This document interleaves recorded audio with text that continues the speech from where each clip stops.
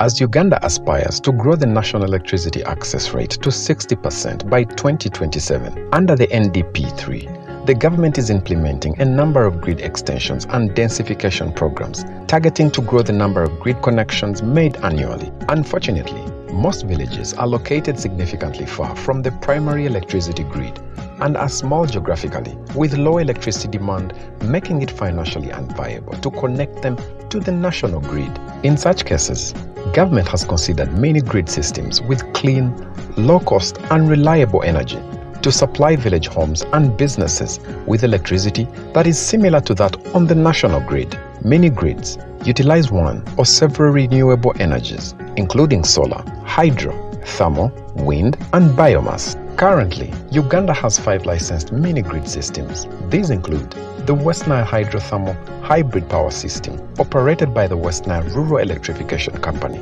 rated at about 11.5 megawatts. The 1.6 megawatt Kalangala Solar Thermal Hybrid System, operated by Kalangala Infrastructure Services Limited.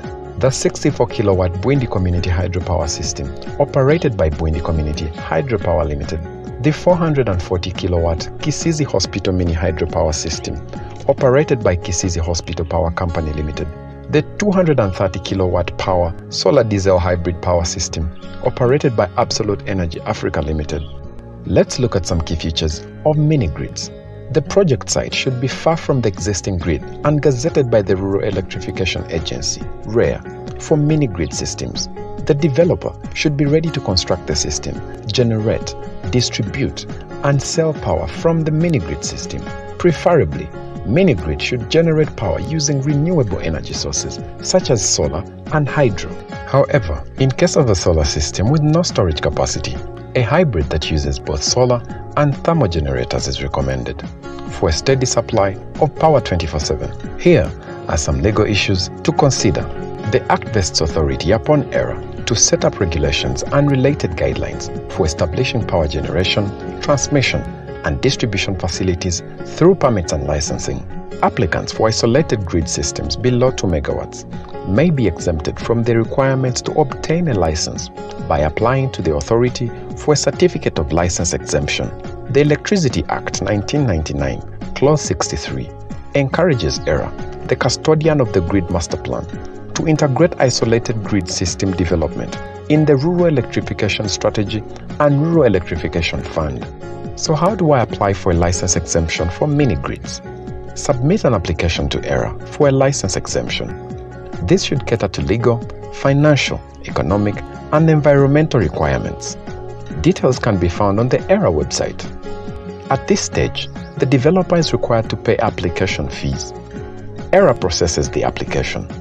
This process takes a maximum of 180 days. After processing the application, a decision is made by ERA on whether to award or reject the license exemption application.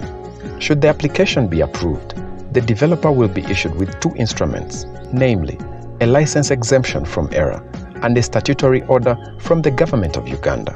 What are some of the benefits of mini-grids? Mini-grid developers are able to access grants from government through Rural Electrification Agency, REA, to further incentivize grid development. The developer is exempted from annual license fees. Mini-grids make it possible for areas that are out of reach of the national grid to access power at low cost. For more information, please visit our website www.era.go.ug.